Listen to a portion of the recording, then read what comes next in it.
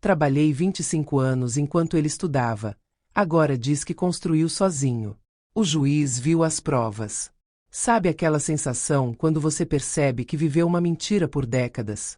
Quando descobri que meu marido, o homem que eu sustentei por 25 anos enquanto ele perseguia seus sonhos, estava dizendo para todo mundo que construiu tudo sozinho, que eu é que vivia às custas dele, eu senti uma vertigem tão grande que precisei me segurar na mesa do advogado. Mas deixa eu começar do começo, porque vocês precisam entender a magnitude dessa traição. Precisam entender cada detalhe, cada sacrifício, cada mentira que foi sendo construída ao longo dos anos até se tornar essa montanha de injustiça que quase me destruiu. E olha, eu não sou daquelas pessoas que gostam de se vitimizar.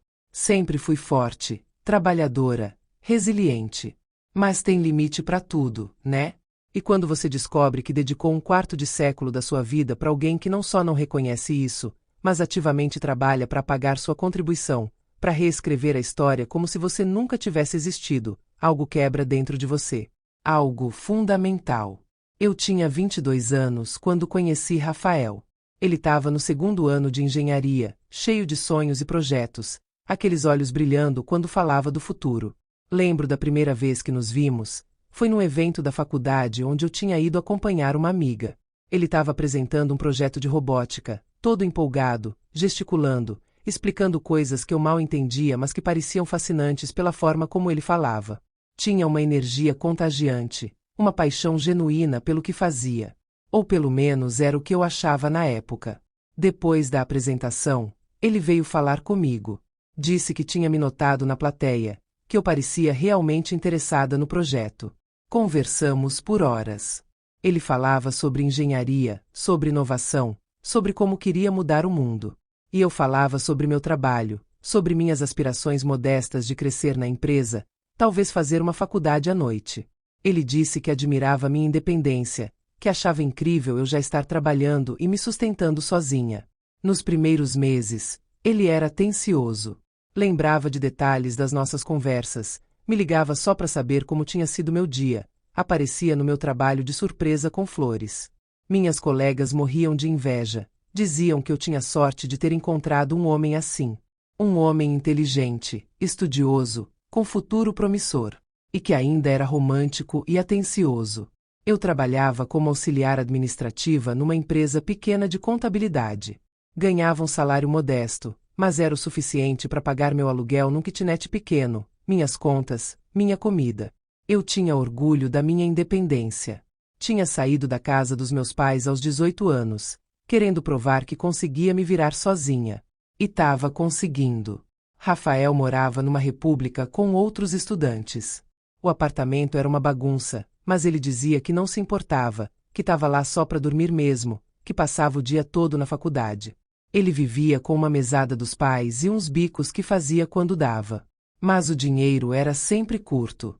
Várias vezes ele me ligava no final do mês dizendo que estava sem grana para comer, e eu acabava levando comida para ele ou pagando um restaurante.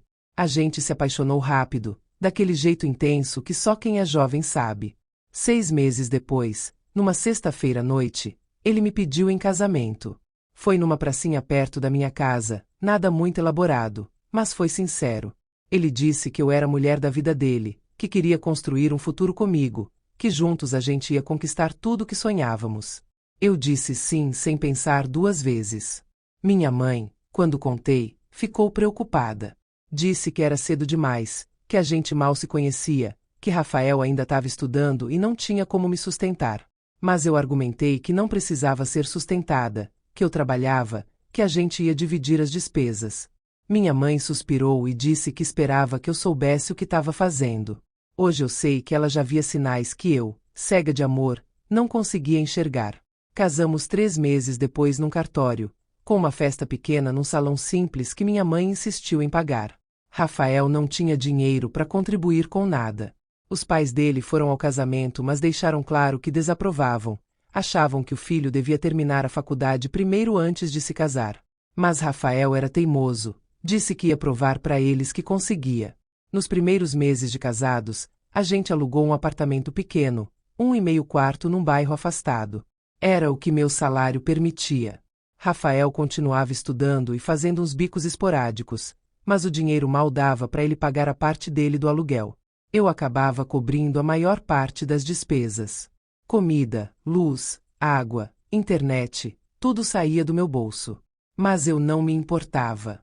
Achava que era temporário, que logo ele ia se formar e as coisas iam equilibrar. Nos primeiros anos, tudo parecia perfeito, pelo menos na superfície. A gente tinha uma rotina. Rafael estudava durante o dia, eu trabalhava. À noite, a gente jantava junto, assistia alguma coisa na TV, conversava sobre o dia. Nos fins de semana, quando eu não estava trabalhando em horas extras, a gente passeava, ia no cinema, visitava amigos. Era uma vida simples, mas eu era feliz. Ou achava que era. Ele sempre dizia que quando se formasse, ia me dar o mundo. Que ia me tirar daquela vida de aperreio. Que a gente ia ter uma casa grande, ia viajar, ia ter tudo que a gente merecia. E eu acreditava em cada palavra, sabe? Acreditava tanto que nem percebia como essas promessas eram vagas, como nunca tinham um prazo concreto, como sempre dependiam de um futuro indefinido que nunca chegava. No terceiro ano de faculdade dele, as coisas apertaram. Rafael começou a ter dificuldade com algumas matérias. Reprovou em 2. Isso significava mais um semestre de curso, mais despesas, mais tempo sustentando a casa sozinha. Ele ficou deprimido, dizia que era um fracasso, que não ia conseguir. Eu consolava, incentivava, dizia que era só um tropeço, que ele ia se recuperar. Foi quando peguei um emprego extra aos sábados numa loja de roupas. Precisava do dinheiro adicional. Rafael não gostou, disse que eu estava me matando de trabalhar, que não precisava disso. Mas quando eu perguntava se ele ia conseguir ajudar mais com as despesas, ele ficava em silêncio. E eu continuava trabalhando. Então veio o grande momento. Rafael se formou.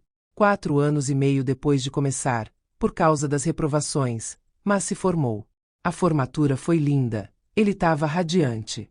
Os pais dele estavam lá, orgulhosos. Minha família também. Eu chorei de emoção vendo ele receber o diploma. Finalmente, pensava, finalmente nosso esforço vai valer a pena. Mas então ele veio com a notícia. Tinha conseguido uma bolsa para fazer mestrado. Uma oportunidade incrível, ele dizia. Ia abrir tantas portas. Ia garantir um futuro ainda melhor. Só que a bolsa era integral, ele precisaria se dedicar exclusivamente ao mestrado. Não poderia trabalhar nos próximos 2 anos. Eu fiquei em choque. 2 anos. Mais 2 anos sustentando tudo sozinha. Mas quando olhei nos olhos dele, vi aquele brilho, aquela expectativa. E eu não tive coragem de dizer não. Então perguntei quanto a bolsa pagava. Ele desviou o olhar e disse que era uma bolsa de estudos, não incluía auxílio financeiro. Ou seja, R$0. Acredita que eu não hesitei? Que eu disse para ele ir em frente, que a gente dava um jeito, que eu peguei um segundo emprego. Porque foi exatamente isso que aconteceu. Peguei um emprego de recepcionista à tarde e à noite, além do meu trabalho normal de manhã. Comecei a trabalhar das 7 da manhã às 2 da tarde num escritório, e das 3 às 9 da noite como recepcionista numa clínica médica. Vocês que estão me ouvindo agora, se inscreve no canal e compartilha esse vídeo, porque essa história precisa chegar em toda mulher que está passando ou já passou por algo parecido. A gente não pode deixar que esses homens continuem reescrevendo nossa história. Precisa entender que não é vergonha contar, não é fraqueza admitir que foi explorada. A vergonha é deles, não nossa. Então lá fui eu, trabalhando das 7 da manhã às 2 da tarde num escritório de advocacia fazendo todo tipo de serviço administrativo, e das 3 às 9 da noite como recepcionista numa clínica dentária. Chegava em casa às 10 da noite, exaurida, com os pés inchados, a coluna doendo. Mas ele estava sempre lá, na mesa de estudos que a gente tinha improvisado num canto da sala, com aquele ar de concentração intensa, cercado de livros e artigos científicos. E eu me sentia orgulhosa, sabe? Orgulhosa de estar ajudando meu marido a conquistar os sonhos dele. Que idiota eu fui! Que idiota colossal! Minha rotina era brutal. Acordava às 5:30 da manhã, tomava um banho rápido, preparava café para mim e para Rafael, que acordava às 8. Deixava a comida pronta no fogo para ele esquentar no almoço. Saía correndo para pegar o ônibus das 6:15. Trabalhava a manhã inteira fazendo arquivamento de processos, atendendo o telefone, digitando documentos. Às 2, pegava outro ônibus correndo para chegar na clínica às 3 em ponto. Na clínica, eu ficava na recepção atendendo pacientes, agendando consultas, organizando fichas, lidando com convênios. Era um trabalho que exigia muita paciência porque as pessoas muitas vezes chegavam irritadas, com dor de dente, nervosas. E eu tinha que manter a calma, ser prestativa, resolver os problemas. Tudo isso depois de já ter trabalhado 7 horas em outro emprego. Quando chegava em casa às 10 da noite, Rafael estava na mesma posição que eu tinha deixado ele de manhã. Na mesa, estudando. Ele levantava a cabeça, me dava um beijo rápido, e voltava para os livros. Eu ia para o banheiro, tomava outro banho para tentar aliviar as dores do corpo, e muitas vezes caía na cama e dormia com o cabelo ainda molhado. Nem tinha energia para secar. Nos fins de semana, enquanto ele ia para a universidade trabalhar na pesquisa do mestrado, eu fazia todo o serviço da casa. Limpeza, lavanderia, compras no mercado, preparava comida congelada para a semana inteira. Porque durante a semana não tinha tempo de cozinhar todo dia. Então eu passava o domingo inteiro cozinhando e congelando marmitas para a gente comer durante a semana. E sabe o que Rafael dizia quando eu reclamava do cansaço? Que era temporário. Que logo o mestrado ia acabar, ele ia arranjar um emprego, e tudo ia melhorar. Que eu só precisava aguentar mais um pouquinho. E eu acreditava. Sempre acreditava. O mestrado virou doutorado. E olha, eu não questionei quando ele anunciou. Rafael explicou que com o título de doutor, ele conseguiria cargos melhores, salários muito maiores. Que tudo seria temporário. Mais alguns anos de sacrifício e a recompensa seria proporcional. Mais 4 anos, ele disse. Só mais 4 aninhos e depois a vida ia ser completamente diferente. Ele seria doutor, conseguiria empregos em universidades renomadas ou empresas internacionais, e eu finalmente poderia descansar. E eu continuei. Continuei trabalhando feito uma condenada, praticamente vivendo em função de pagar as contas, comida, aluguel. Comecei a pagar também os congressos que ele ia. Porque um doutorando precisa participar de eventos científicos, apresentar trabalhos, fazer networking. Isso tudo custava dinheiro. Inscrição nos eventos, passagem, hotel, alimentação. E quem pagava? Eu. Sempre eu. Teve um ano que ele foi para 3 congressos. Um no sul do país, outro no nordeste, e um internacional numa cidade vizinha. Gastei o equivalente a 4 meses do meu salário nisso. Tive que pegar empréstimos, usar o limite do cartão de crédito. Passei o ano seguinte pagando essas dívidas, com juros que comiam metade do que eu ganhava. Mas Rafael dizia que era investimento na carreira dele que era nossa, no futuro que a gente ia construir juntos. Enquanto isso, minha saúde começou a dar sinais. Desenvolvi gastrite de tanto tomar café para aguentar a rotina. Tive que começar a tomar remédio controlado pro estômago. Minha pressão começou a subir. Eu tinha 20 e poucos anos e já tomava remédio para pressão alta. O médico disse que era o estresse, que eu precisava diminuir o ritmo. Mas como? Como eu ia diminuir o ritmo se eu tinha contas para pagar, um marido para sustentar, uma vida para manter? As amigas começaram a perguntar. Por que eu não tinha filhos? Eu e Rafael éramos casados há 6, 7 anos, e sem filhos. A verdade, eu não tinha tempo nem energia para pensar em filhos. Mal conseguia manter a mim mesma de pé. Como ia criar uma criança? E o dinheiro? Já estava no limite para sustentar 2 adultos. Um bebê ia quebrar a gente financeiramente. Mas eu não falava isso. Dizia que a gente estava esperando ele terminar o doutorado, que queria ter estabilidade primeiro. Porque eu vivia cansada. Porque eu trabalhava 65 horas por semana em 2 empregos diferentes, mais todo o trabalho doméstico que eu fazia sozinha nos fins de semana. Porque meu marido não trabalhava. Essa pergunta me irritava profundamente. Eu sentia raiva de quem perguntava, não de Rafael. Defendia ele com unhas e dentes. Explicava que ele estava fazendo doutorado, que era um investimento no nosso futuro, que não era falta de vontade de trabalhar, era dedicação aos estudos. Acredita que eu cheguei a brigar com minha melhor amiga, a Marina, por causa disso? Um dia ela foi na minha casa e encontrou Rafael jogando videogame às 3 da tarde de uma quinta-feira. Ela ficou possessa.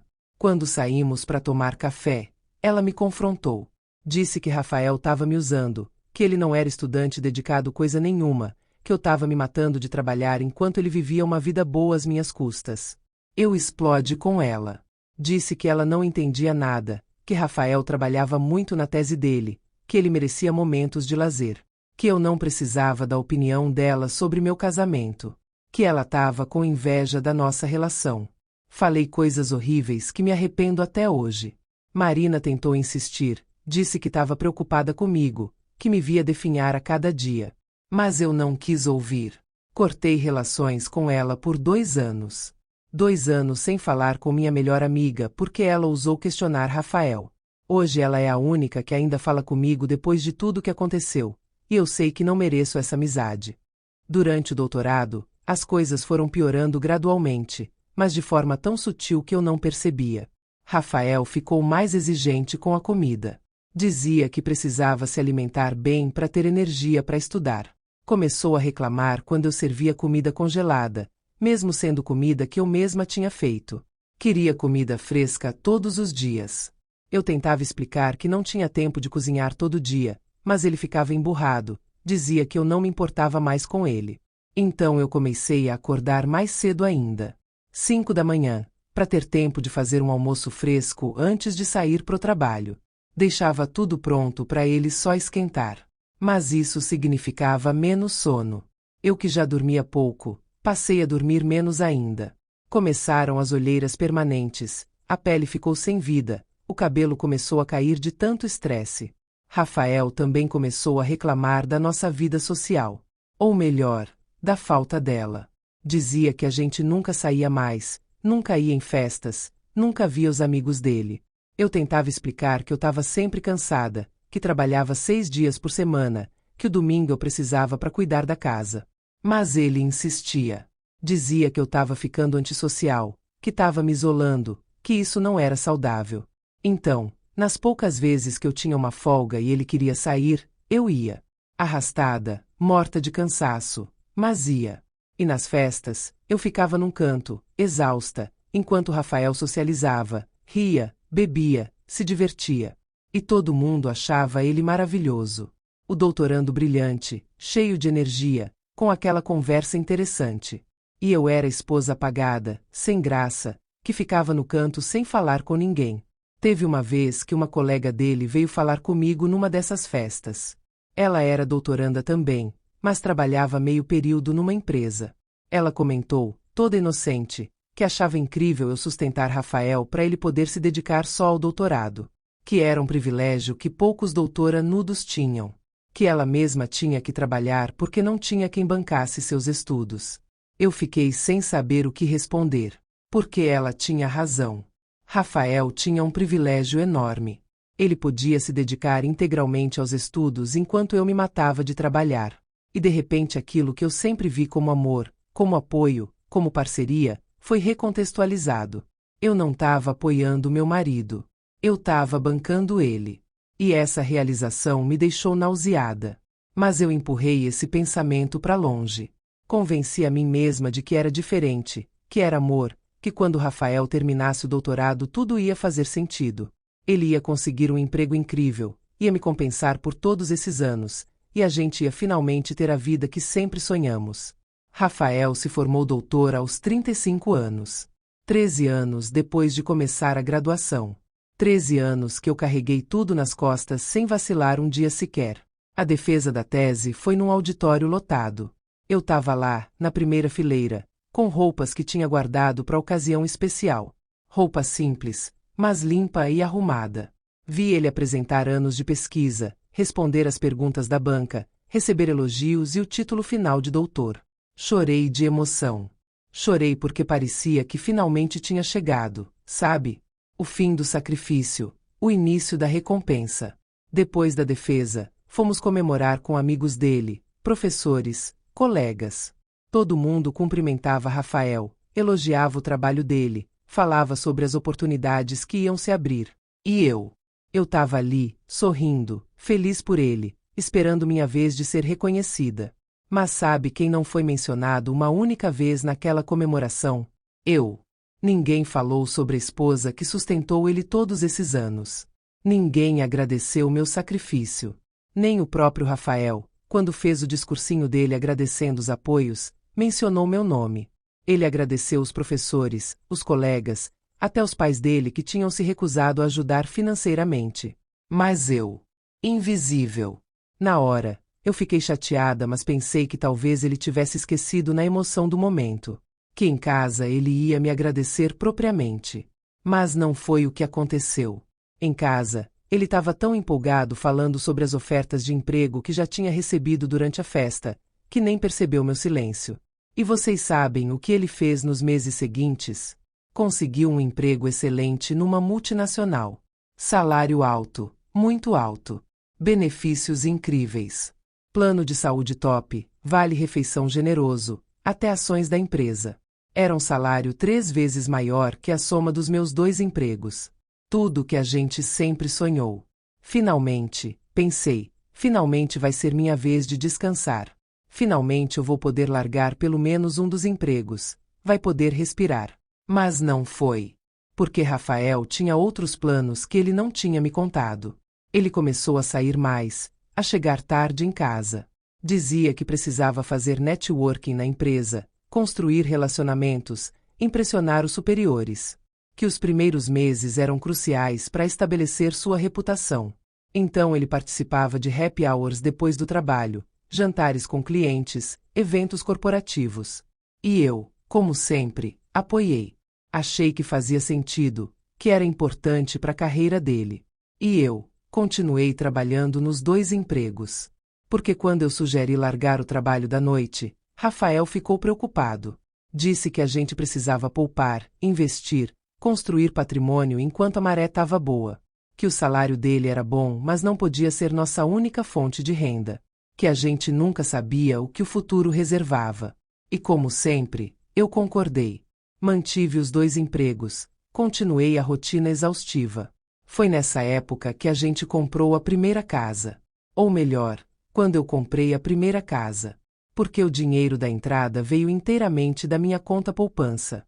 Eram 8 anos de economia ferrenha.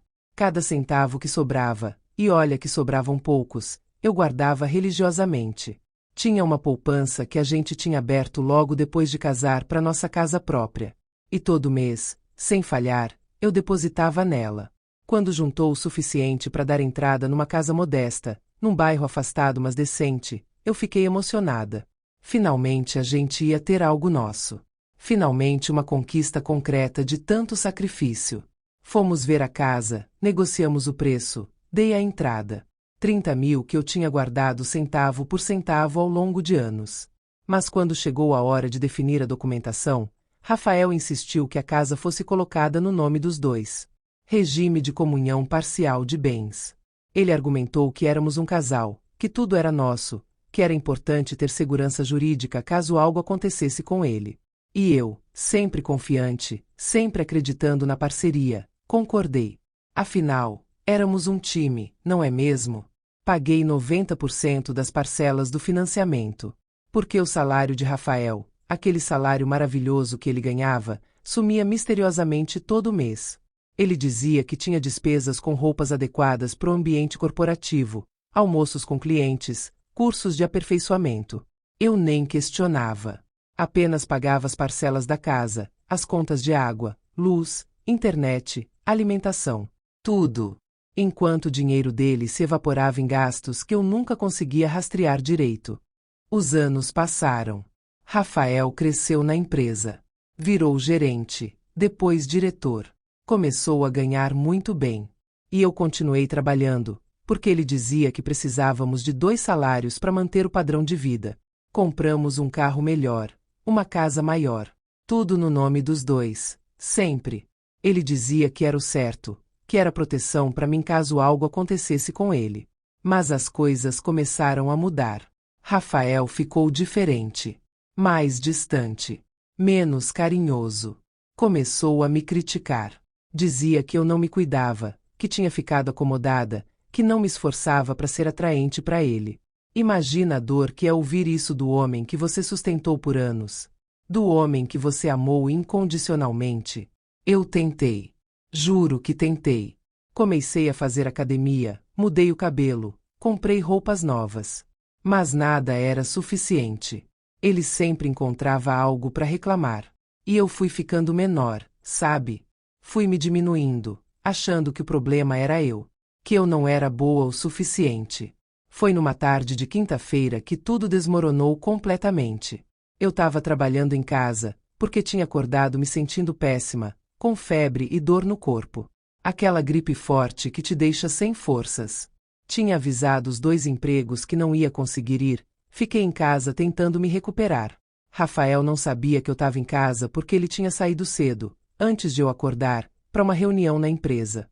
Ou pelo menos era o que ele tinha dito. Eu estava deitada no quarto, tentando dormir, quando ouvi a porta da frente abrir. Era por volta das 2 da tarde.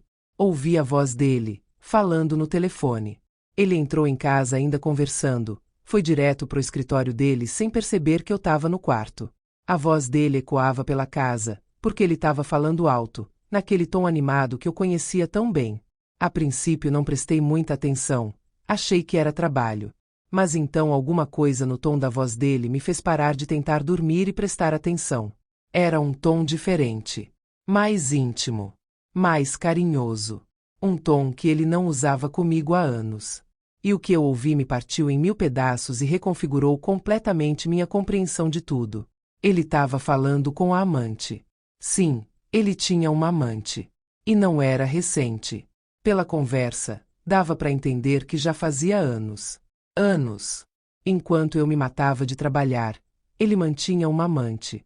E pela forma como ele falava, como ria, como fazia planos, era óbvio que não era só sexo. Era um relacionamento. Ele, eu sei, meu amor, eu também tô louco de saudade. Essa semana foi impossível. Tive que ficar em casa mais tempo porque ela estava desconfiada. Não, ela não sabe de nada. É só impressão minha. Você sabe como ela é, insegura, sempre achando que tem algo errado. Meu coração estava batendo tão forte que eu achei que ele ia ouvir de lá do escritório. Levantei da cama com cuidado, me aproximei da porta do quarto para ouvir melhor. Cada palavra era uma punhalada. Ele, fim de semana que vem?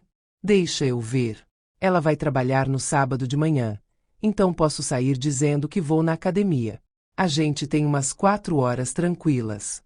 Eu sei, não é o ideal, mas é o que dá para fazer agora. Quando tudo se resolver, a gente vai poder ficar juntos o tempo todo. Quando tudo se resolver. O que isso significava? Ele estava planejando me deixar? Por quanto tempo ele vinha planejando isso nas minhas costas? Mas não foi isso que me destruiu completamente. Foi quando ela, a amante, perguntou sobre mim. Eu ouvi a pergunta dela porque o telefone dele estava no viva voz. Ela, e sua mulher não desconfia de nada? Ele, aquela. Por favor. Ela é muito burra para desconfiar de alguma coisa.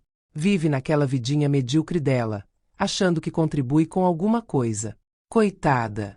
Ela, mas ela trabalha, não? Ele riu. Aquela risada que eu conhecia tão bem, mas que nunca tinha ouvido carregada de tanto desprezo.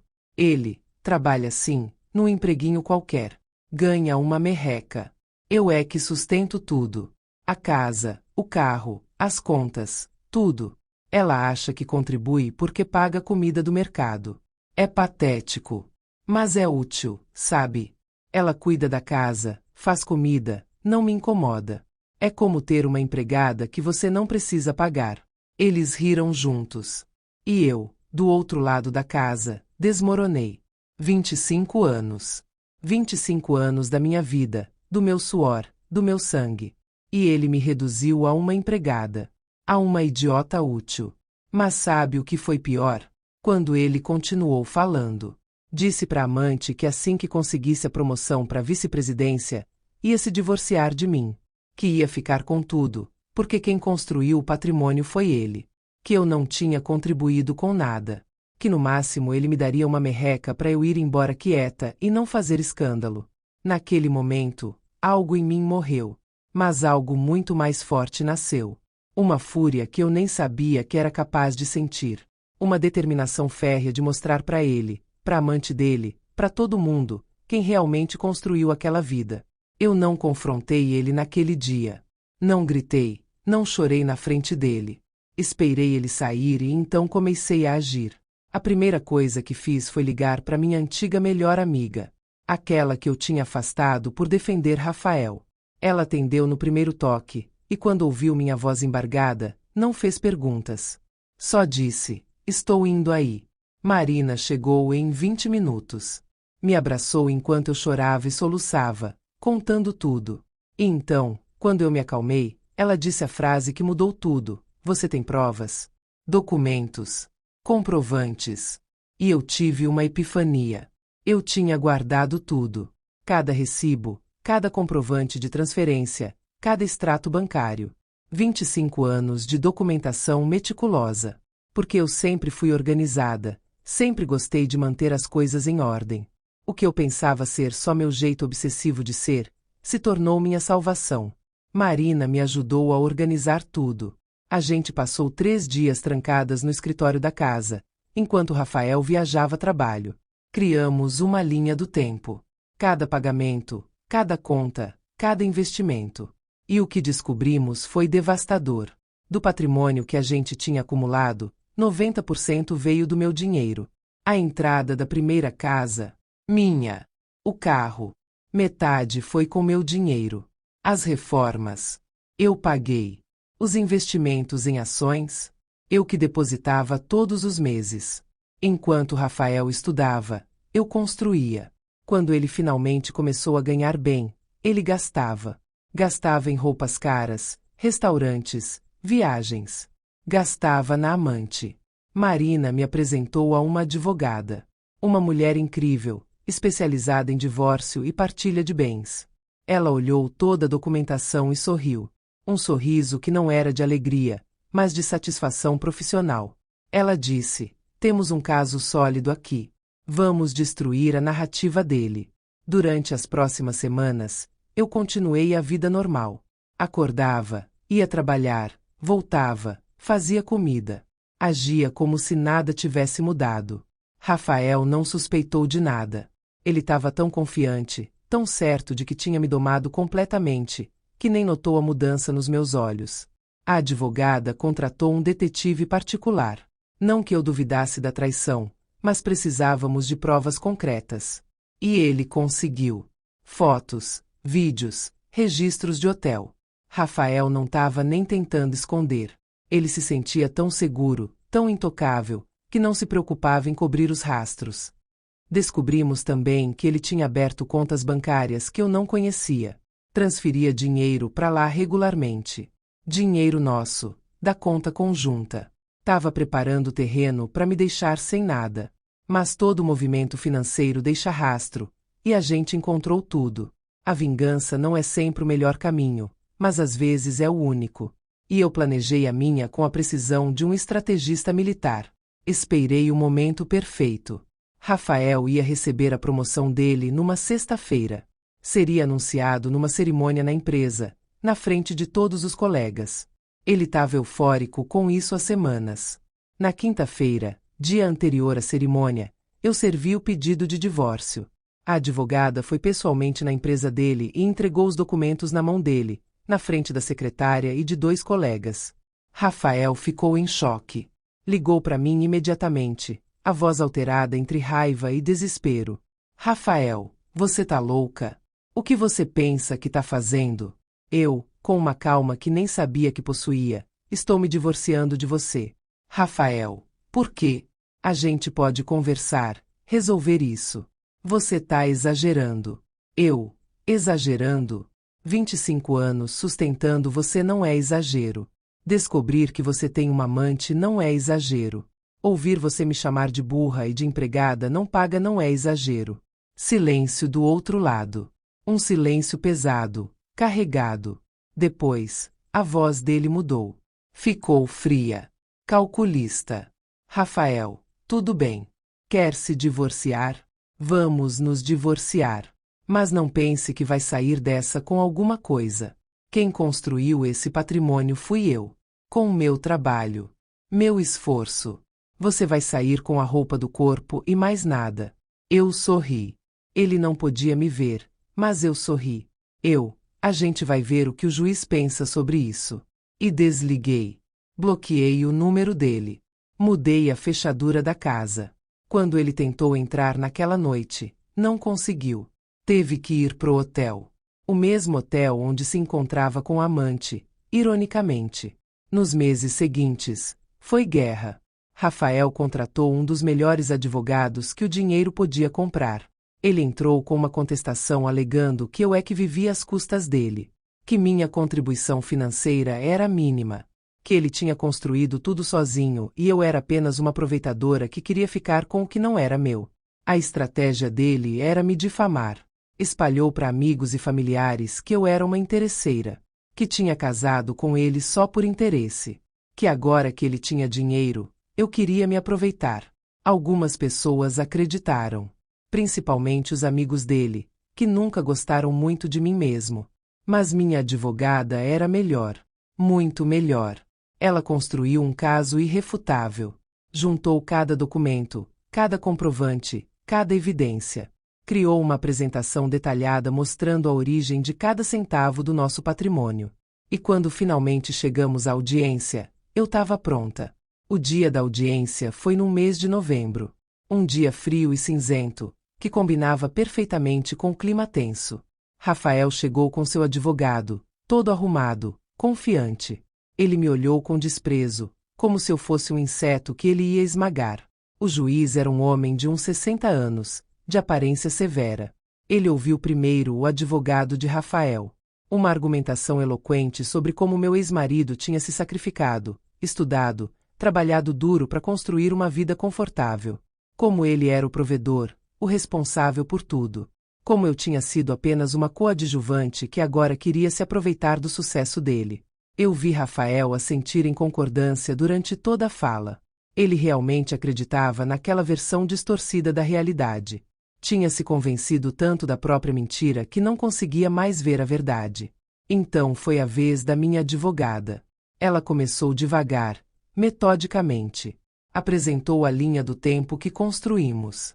Ano por ano, mês por mês. Mostrou os comprovantes de pagamento do aluguel enquanto Rafael estudava. Todos no meu nome, com o meu dinheiro. Mostrou as transferências que eu fazia para a conta dele para pagar as mensalidades da faculdade, os livros, o transporte. Apresentou meus olerites dos 2 empregos que eu mantive durante anos. Calculou, ali na frente do juiz, quantas horas eu trabalhava por semana. 65 horas, em média. Enquanto Rafael se dedicava aos estudos. Aos seus estudos. Aos seus sonhos. A expressão de Rafael começou a mudar.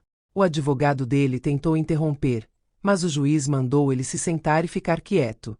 Queria ouvir tudo. Minha advogada continuou. Mostrou os comprovantes da entrada da primeira casa. O dinheiro tinha saído da minha conta poupança. Uma economia de 8 anos de trabalho. Mostrou os pagamentos mensais do financiamento. 90% saíam da minha conta. Apenas 10% da dele. E olhe lá. Apresentou os investimentos em ações. Todos feitos com dinheiro meu. Cada depósito mensal, religiosamente, durante 15 anos. O resultado? Uma carteira de investimentos considerável, que Rafael agora dizia ser dele. Mas o golpe final veio quando ela apresentou a análise de gastos. Depois que Rafael começou a ganhar bem, para onde foi o dinheiro dele? A advogada tinha tudo documentado. Restaurantes caros, viagens, roupas de grife, eletrônicos. E mais, pagamentos de hotel, presentes caros que nunca chegaram até mim. Ela colocou no telão uma foto. Rafael com a amante, num restaurante chique, brindando com champanhe caro. A data no rodapé da foto? Nosso aniversário de casamento. Enquanto eu estava em casa, sozinha, fazendo bolo para comemorar quando ele voltasse da suposta reunião, ele estava com outra mulher. O juiz pediu silêncio quando começaram os murmúrios na sala. Ele olhou para Rafael com uma expressão que eu não conseguia decifrar. Depois olhou para mim. E então, pediu uma pausa de 15 minutos para analisar toda a documentação sozinho. Quando voltou, o juiz estava diferente. A severidade tinha dado lugar a algo que parecia indignação contida. Ele começou a falar, e cada palavra era como um martelo caindo sobre Rafael. Juiz, em 30 anos de carreira, raramente vi uma distorção tão flagrante dos fatos quanto a que foi apresentada aqui hoje. O senhor Rafael, teve a audácia de vir a este tribunal e alegar que construiu sozinho um patrimônio que foi, inequivocamente, erguido com o trabalho e sacrifício de sua esposa. Rafael tentou falar, mas o juiz levantou a mão. Juiz, não terminei. A documentação apresentada pela defesa da requerente é irrefutável. Durante 13 anos, enquanto o senhor se dedicava aos estudos, sua esposa mantinha não um, mas 2 empregos para sustentar o lar. Ela pagou suas mensalidades, seus livros, sua alimentação. Ela financiou seus sonhos enquanto adiava os dela próprios. O juiz folheou os documentos na frente dele. Juiz, mais ainda, quando o senhor finalmente começou a oferir renda, ao invés de retribuir o investimento que sua esposa fez em você, optou por gastar em luxos pessoais e, conforme evidenciado, em um relacionamento extraconjugal. Enquanto isso, foi o dinheiro da sua esposa que continuou construindo o patrimônio familiar através de investimentos sistemáticos e pagamento de imóveis. A voz do juiz ficou mais dura. Juiz, e o senhor vem aqui, a este Tribunal de Justiça, alegar que foi o senhor quem construiu tudo sozinho? Que sua esposa é uma aproveitadora? Isso não é apenas falso, é ultrajante. É uma tentativa deliberada de fraudar a justiça e privar sua esposa do que é legitimamente dela. Eu vi Rafael empalidecer. Ele olhou para o advogado dele, que desviou o olhar. Não tinha mais o que fazer. A verdade tinha sido exposta, documentada, provada. Não havia argumento que pudesse refutar aquilo. O juiz continuou com a sentença. 70% do patrimônio foi para mim. Não só isso, Rafael foi obrigado a me indenizar pelos danos morais. Um valor considerável, calculado com base nos anos de sustento que dei a ele e nas humilhações que sofri. A casa principal ficou comigo. O carro melhor ficou comigo. As ações, quase todas comigo. Mas sabe o que foi mais gratificante?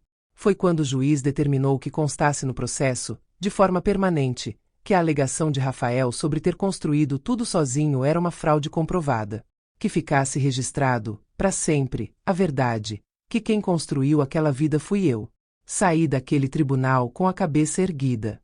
Rafael saiu destruído. A promoção que ele tanto esperava, cancelada.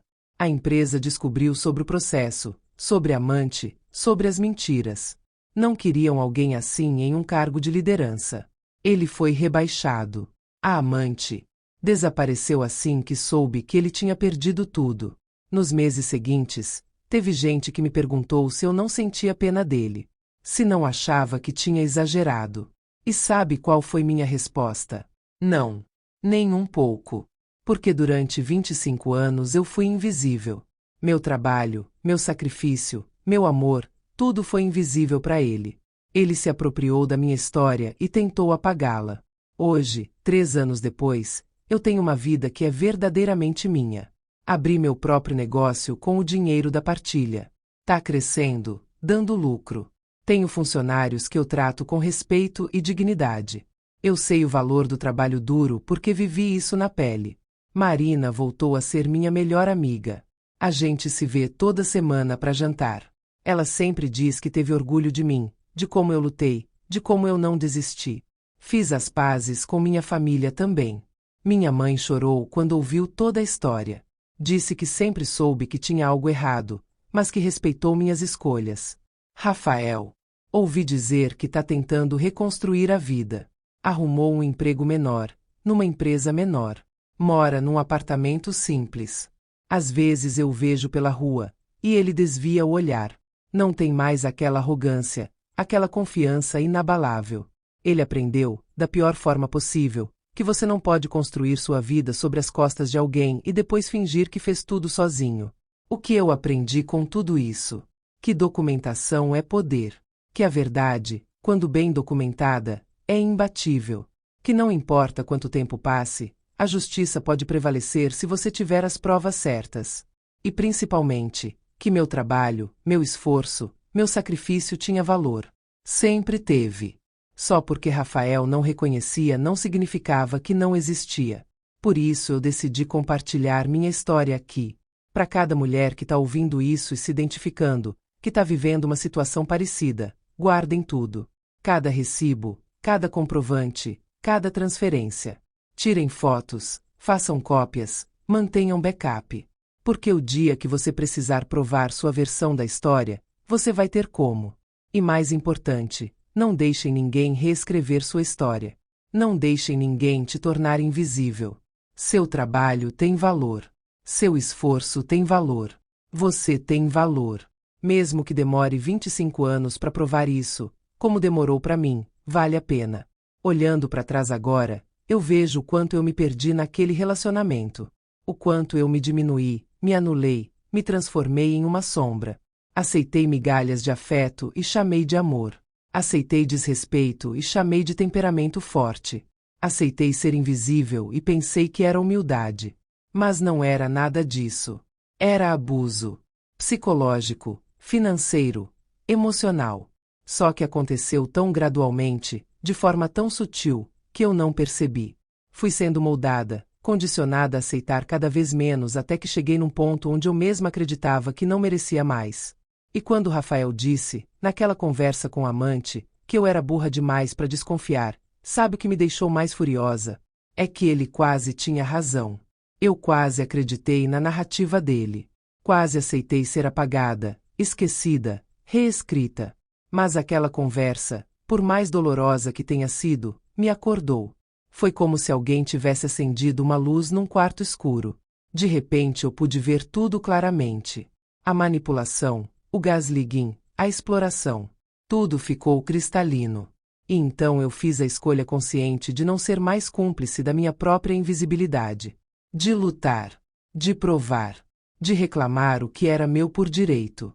Não só o patrimônio material, mas minha dignidade, meu valor, minha história.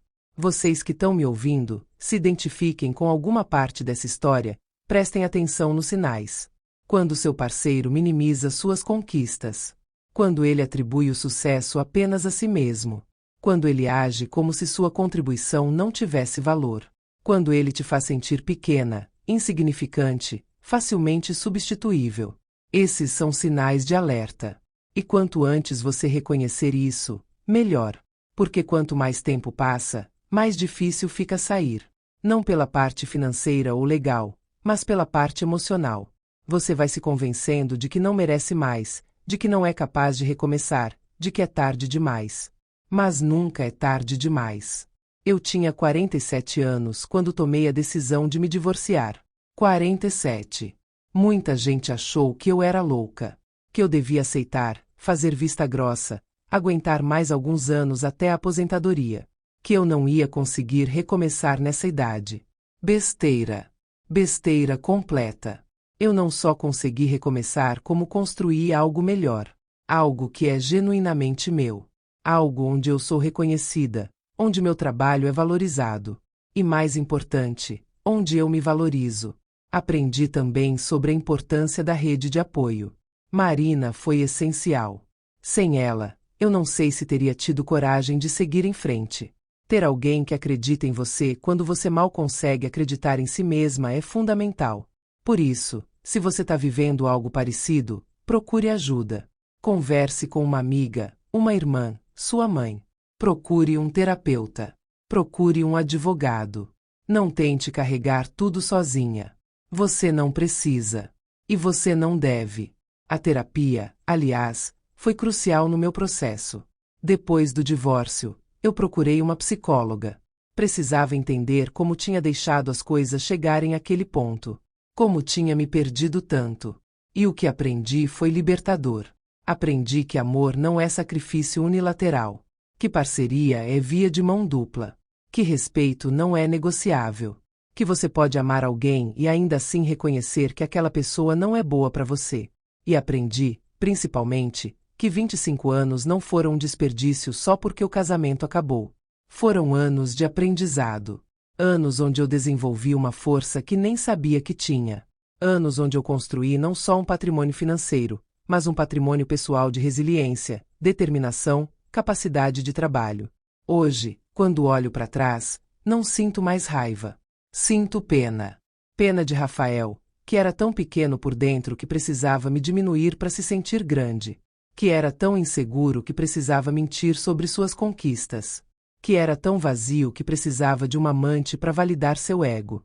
Mas principalmente, sinto orgulho de mim. Orgulho de ter tido a coragem de lutar.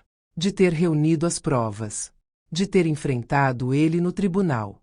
De ter reclamado o que era meu. De não ter aceitado a narrativa dele como verdade.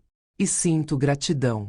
Gratidão pela Marina, pela advogada, pelo juiz justo que soube ver a verdade além das mentiras bem contadas. Gratidão pela minha força interior que nem sabia que existia. Gratidão pela oportunidade de recomeçar e construir uma vida que realmente vale a pena viver. Então, para finalizar, eu quero deixar um recado. Para cada mulher que sustentou um homem. Que acreditou nas promessas. Que adiou seus sonhos em nome dos sonhos dele. Que trabalhou dobrado enquanto ele se dedicava a si mesmo. Que foi chamada de aproveitadora quando na verdade era ela quem sustentava tudo. Seu trabalho tem valor. Sua contribuição tem valor. Você tem valor. E se alguém tenta te convencer do contrário, se alguém tenta reescrever sua história e se apropriar do que você construiu, lute. Reúna as provas. Procure ajuda. E mostre a verdade. Porque a verdade, quando bem documentada, é a arma mais poderosa que existe. E a justiça, quando feita direito, reconhece e valida essa verdade. Eu sou prova viva disso. Trabalhei 25 anos enquanto ele estudava. Ele disse que construiu tudo sozinho. Mas o juiz viu as provas. E a verdade prevaleceu. Agora eu vivo minha vida. Minha vida de verdade. Não a vida que alguém escreveu para mim. Não a vida onde eu era coadjuvante da história de outra pessoa. Mas minha própria história, onde eu sou a protagonista. E essa história, diferente da que Rafael tentou contar, é verdadeira. É documentada. É provada. É minha. Se você chegou até aqui, obrigada por me ouvir. Obrigada por dar valor à minha história. E se você se identificou com alguma parte dela, saiba, você não está sozinha. Tem milhares de mulheres como nós. E juntas, a gente é mais forte.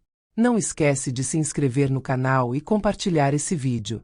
Quanto mais mulheres ouvirem histórias como essa, mais mulheres vão ter coragem de lutar pela própria verdade. E é disso que o mundo precisa. Mais mulheres contando suas histórias verdadeiras, sem filtro, sem vergonha, com toda a força que a verdade carrega. Força para todas nós. A gente merece.